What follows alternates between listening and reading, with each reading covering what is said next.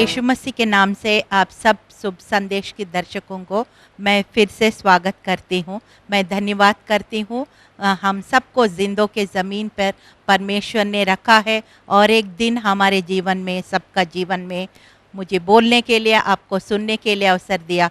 इन सब बातों के लिए हम धन्यवाद करेंगे और धन्यवाद करेंगे कि शुभ संदेश के चैनल के लिए भी ये अवसर दिया है। हम सब बात के लिए दिल से धन्यवाद करेंगे। चलिए हम छोटी सी प्रार्थना के साथ। धन्यवाद महान सामर्थी पिता, राजाओं का राजा, प्रभुओं का प्रभु, सारे सृष्टि, ये पूरा ब्रह्मांड को रचने वाला, नियंत्रण करने वाला, हम यीशु के लहू के द्वारा तेरे अनुग्रह सिंहासन पर आते हैं। आज का कार्यक्रम को प्रभु आपके चरणों में बैठ के हम सीखते हैं। अब प्रभु जो आप चाहते हैं हम इनको सिखाना, वो मेरे द्वारा आप बोलिए और जो सुनने वालों को हृदय को भी खोलिए। हम सब की मन की, हृदय की, आत्मिक अंकों को खोलिए ताकि इस वचन से प्रभु हम अद्भुत बात को देख सके, सुन सके, ग्रहण कर सके और उस पर चल सके और बुद्धिमान मसीह और जयवंत मसीह बन सके। सारा आदर महिमा आपको देते प्रभु यीशु, हम घटे आप बढ़े। यीशु मसीह के जीवित और सामर्थी नाम में इस प्रार्थना को हम मांगते हैं। सुनिए, ग्रहण कीजिए। आमीन, आमीन, आमीन। चलिए आज हम एक प्रत्येक शीर्षक मैंने जो चुना है, ये परमेश्वर का भय मानना कैसे। कई बार लोग इस्तेमाल तो करते हैं शब्द परमेश्वर को भय मानना, ये लेकिन बहुत बड़ी विस्तृत विषय है, वाइड टॉपिक। ये कोई नहीं कह सकते हैं कि ये करने से परमेश्वर का भय मानना, ये नहीं करने से परमेश्वर का नहीं मानना, ऐसे नहीं बोल सकते। मैं तो अपनी दृष्टि में ये सोचती हूँ, जब कोई नहीं देख रहे हैं, जब हम अकेले हैं, हम कैसे हैं, ये होता है परमेश्वर का भय मानना।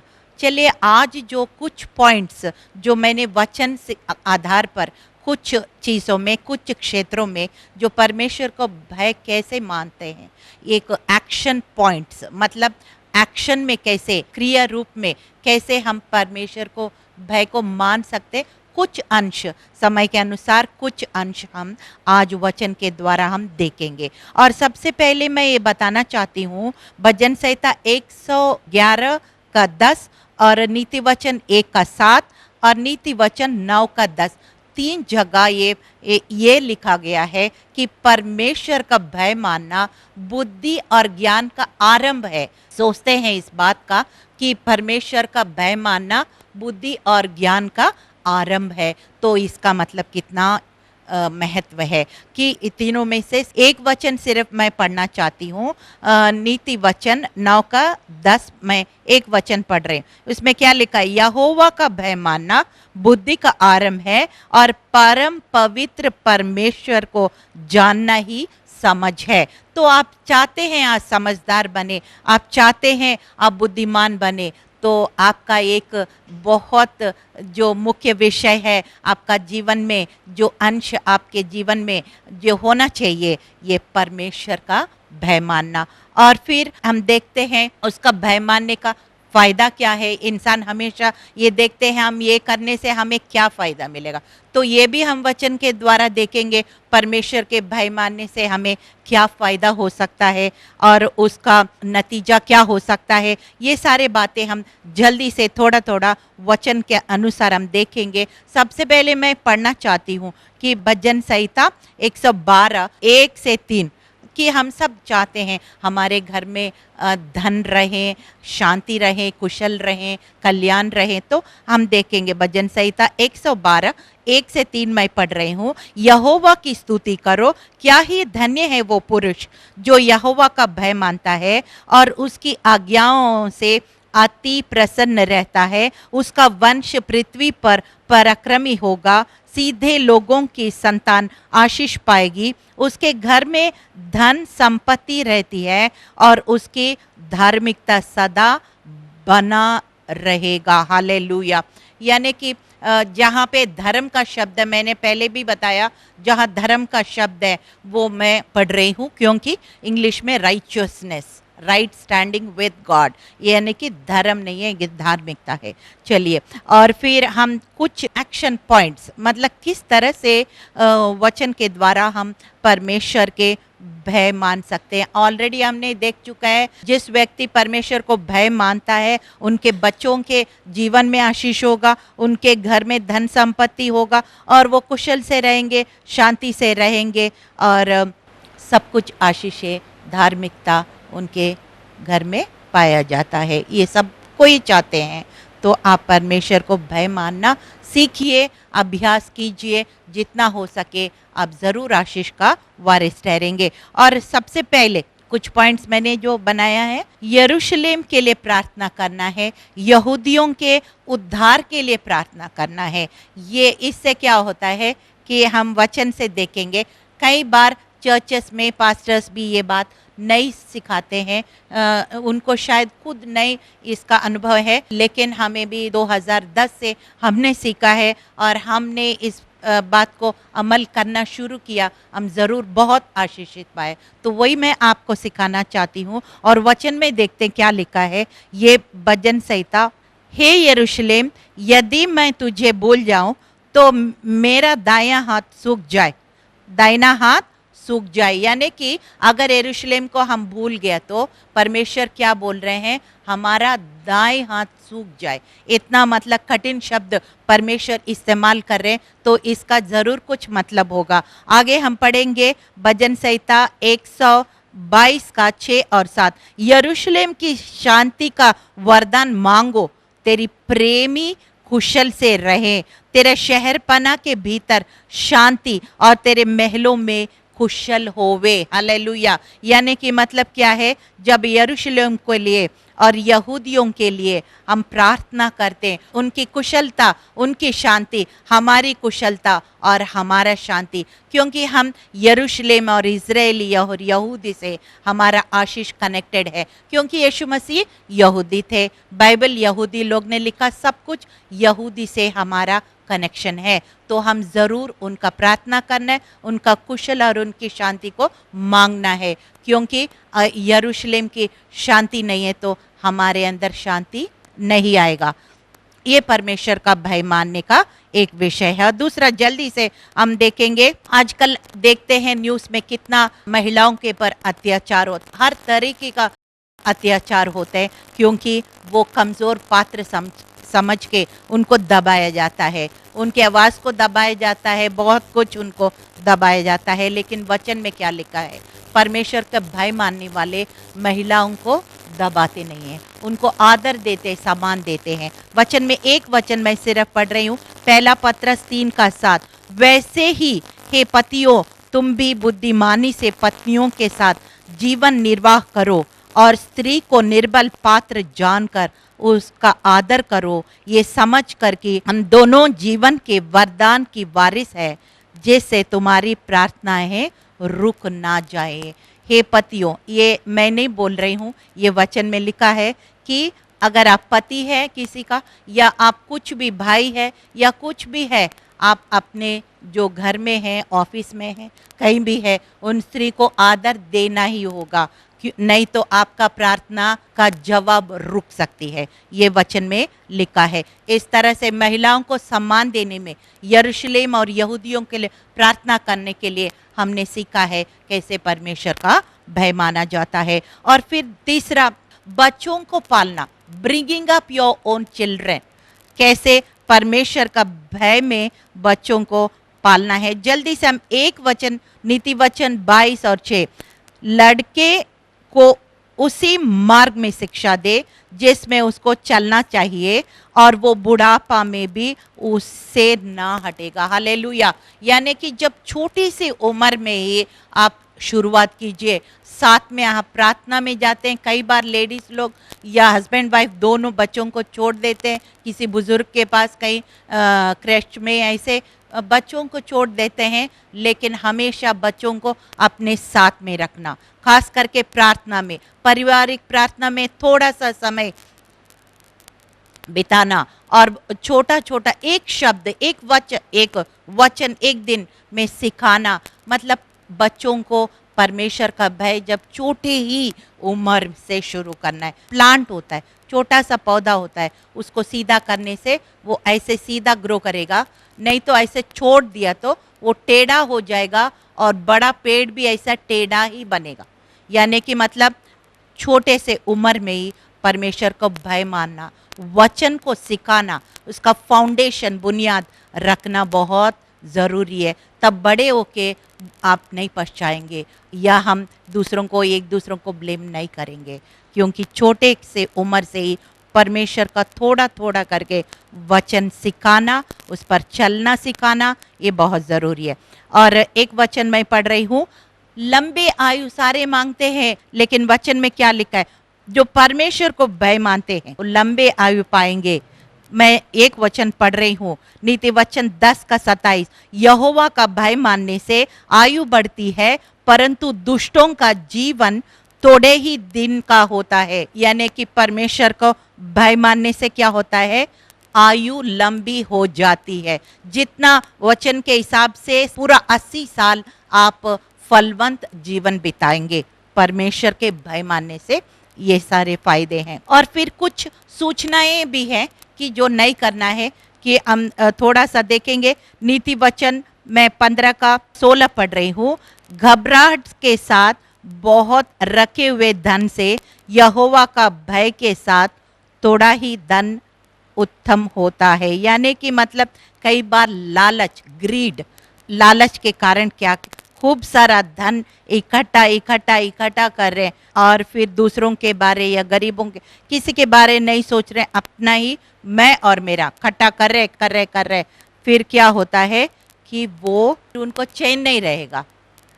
इसलिए जितना ज़रूरत है उतना ही रखना है। ग्रीड, लालच का मतलब है परमेश्वर का भय मानना नहीं है। उसके बाद हम देखते हैं जो परमेश्वर को भय मानने वाले प्रतिदिन परमेश्वर की आवाज़ को सुनते हैं। आप सुनना चाहते, मैं सुनना चाहती हूँ, सब सुनना चाहते हैं। जो परमेश्वर के भक्त लोग हैं, सच्चा दिल से जो परमेश्वर के पीछे जाना चाहते हैं, डेली उनका आवाज़ को सुनना चाहते हैं। यूहन्ना 10 में लिखा है ना, मेरा भेड़ मेरा आवाज़ को सुनता है और पीछे हो लेता है। हालेलुया। और एक वचन मैं पढ़ रही हूँ, यशायाह 50:4 और 5 में पढ़ रही हूँ, प्रभु यहोवा ने मुझे सीखने वालों की जीभ दी है कि मैं थके हुओं को अपने वचन के द्वारा संभालना जानूं। भोर को वो नित्य मुझे जगाता है और मेरा कान खोलता है कि मैं शिष्य के समान सुनूं। प्रभु यहोवा ने मेरा कान खोला है और मैंने विरोध नहीं किया, ना पीछे हटा। यानी कि मैंने विरोध नहीं किया, मैं पीछे नहीं हटा। उन लोग के लिए परमेश्वर प्रतिदिन भोर को वचन सुनाता है और वो वचन से वो क्या करेंगे? थके हुए को संभालना करेंगे। यानी कि परमेश्वर अपने महिमा के लिए हमें इस्तेमाल करेंगे। जैसे पुराना नियम में नबियाँ क्या करते थे? प्रॉफिट्स एंड प्रॉफिटस, नबियाँ क्या करते थे? परमेश्वर के आवाज़ को सुनते थे और लोगों तक पहुंचाते थे। ऐसे ही परमेश्वर हमें प्रतिदिन आवाज़ सुनाएंगे और दूसरों को सुनाने के लिए हमें इस्तेमाल करेंगे। हालेलुया। ये परमेश्वर के भय मानने वालों को मिलता है। 7वां पॉइंट, सब कोई लीडर बनना चाहते हैं।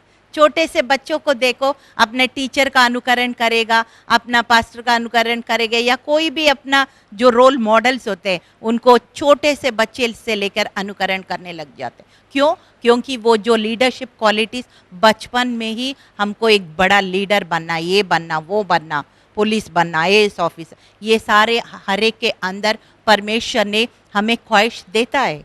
तो ये बनने के लिए क्या करना है? एक वचन हम पढ़ेंगे कि अच्छा अगुवा बनना है, अच्छा लीडर बनना है। तो हम निर्गमन 18:21 पढ़ रही हूँ, फिर तू इन सब लोगों में ऐसे पुरुषों को छांट ले जो गुणी और परमेश्वर का भय मानने वाले, सच्चे और अन्याय के लाभ से घृणा करने वाले हो, और उनको 1000-1000, 100-100, 50-50, 10-10 मनुष्यों पर प्रधान नियुक्त कर दे। यानी कि मूसा का जो ससुर जी है मूसा को सिखा रहे इतना बड़ा भीड़ को तू कैसे करोगे, तो छोटे छोटे लीडर्स बनाओ, पहले 10-10 के ऊपर, 100-100 के ऊपर, 50-50 के ऊपर, 1000-1000 के ऊपर, फिर उन सब लीडर्स को आप अगवा करो ताकि वो उस तरह से आप ज्यादा थकोगे नहीं। इस तरह से मूसा के ससुर जी ने मूसा को सिखा रहे। तो इसका मतलब कैसे लोगों को चुनने के लिए बोल रहे कि जो परमेश्वर का भय मानने वाले ही लीडर, अच्छा लीडर बन सकते हैं। नहीं है तो फिर वो लीडर भी बनेगा तो लोग खुश नहीं होंगे और दुखी होंगे और दबे रहेंगे। वो अच्छा लीडर, परमेश्वर का भय नहीं मानने वाले कभी अच्छा लीडर नहीं हो सकता है। और फिर निर्गमन 20 और 20 उसमें लिखा है जब मूसा पर्वत पे गया था कि वो पूरा पर्वत ऐसे आग से भरे हुए और लाइटनिंग्स और थंडर ऐसे भयानक शब्द, ये डर गए लोग। और फिर मूसा उनको क्या कह रहे, जब 10 आज्ञा लेने के बाद जब नीचे आया क्या कह रहे हैं कि मूसा एक शब्द कह रहे, मैं सिर्फ एक वचन पढ़ रहे।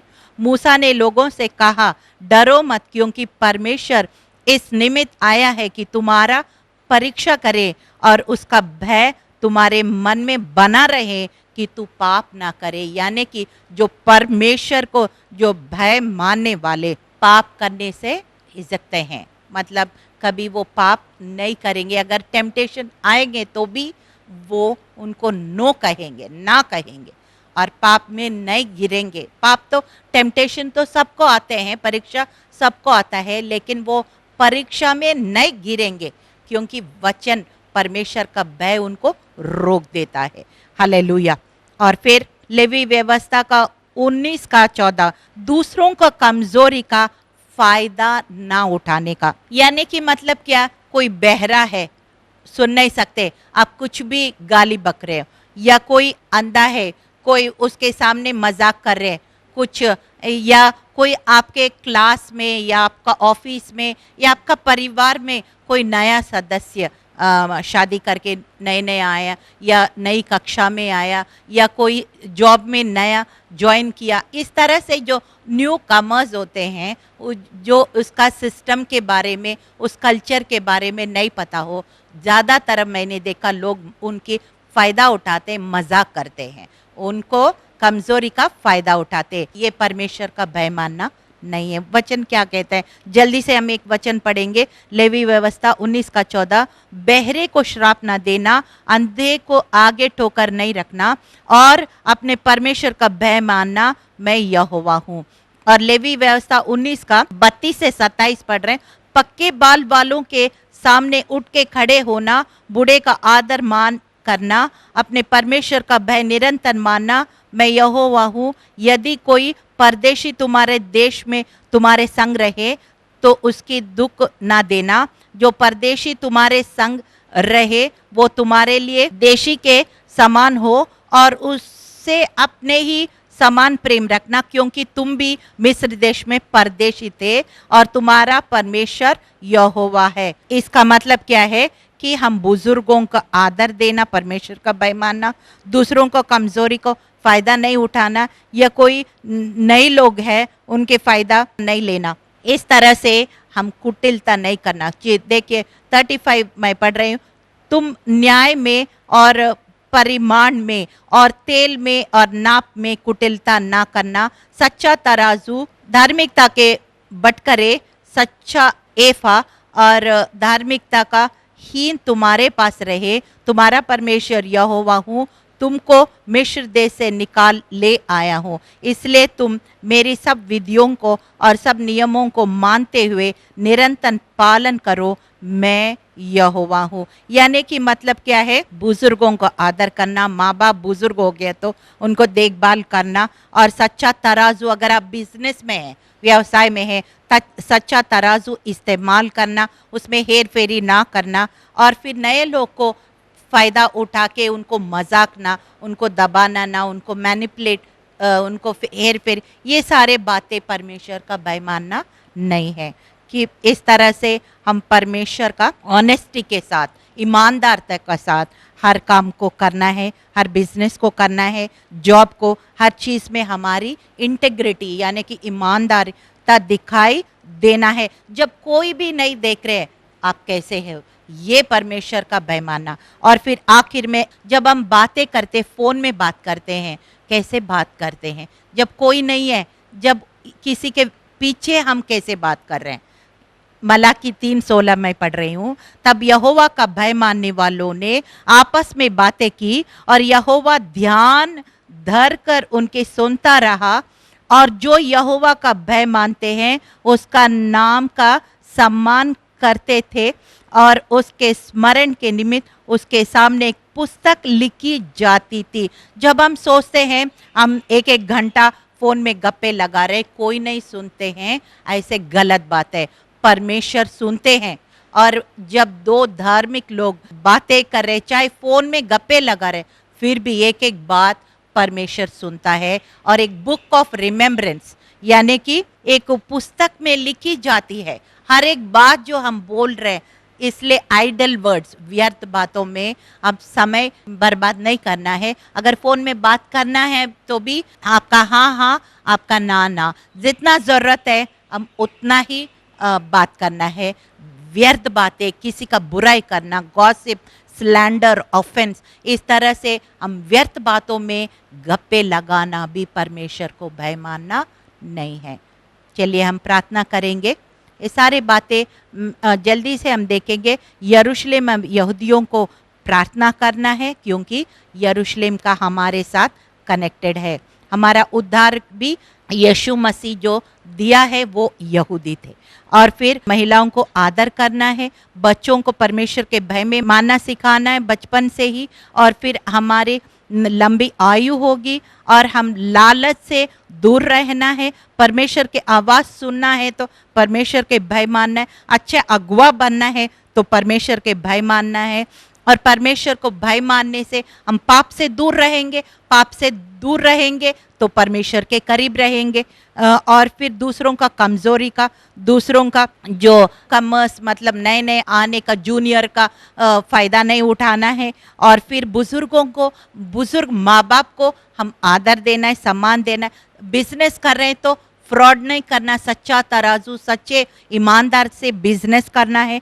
कि और ख़ास करके जब हम फ़ोन में बात कर रहे हैं, जब किसी के पीछे हम उसके बारे में बात कर रहे हैं, क्या बात कर रहे हैं, कैसे बात कर रहे हैं, किसी को बुराई करके उनको नीचा दिखा रहे हैं, या परमेश्वर का भय हमेशा जब कोई नहीं देख रहे हैं परमेश्वर को भय मान रहे, ये मैंने रखता है, ये कोई नहीं देख रहे तो भी। जैसे CCTV कैमरा है ना कि वो लोग डरते हैं कैमरा में दिख जाता है करके, जो परमेश्वर CCTV कैमरा से बढ़कर हमारा CCTV कैमरा है। हालेलुया। और दूसरा इतिहास 16 और 9 में हमेशा मैं बोलती हूँ, परमेश्वर के आंखें पृथ्वी के चारों ओर घूमती फिरती है। कोई इंसान देखे ना देखे, वो हमेशा देख रहे हैं, सुन रहे हैं। याद रखिए और परमेश्वर का भय हमेशा मानिए और फिर ज़रूर आप देखिए आप उनका आशीषों का वारिस बनेंगे। हे परमेश्वर, हम धन्यवाद करते हैं प्रभु, तेरे वचन से हम परमेश्वर के कुछ विषयों में कैसे भय माना जाता है आज हमने चर्चा किया, हमने सुना है। हम इनको ग्रहण करके, इनके ऊपर अमल करके बुद्धिमान और सामर्थी बच्चे, यीशु मसीह का बच्चे बनने के लिए आप सहायता और मदद कीजिए। धन्यवाद करते, आपने हमारी प्रार्थना विनती सुनते हैं, उत्तर देते हैं। सारा आदर, सारी महिमा आपको देते, यीशु मसीह के जीवित और सामर्थी नाम से इस प्रार्थना को हम मांगते। सुनिए, ग्रहण कीजिए। आमीन।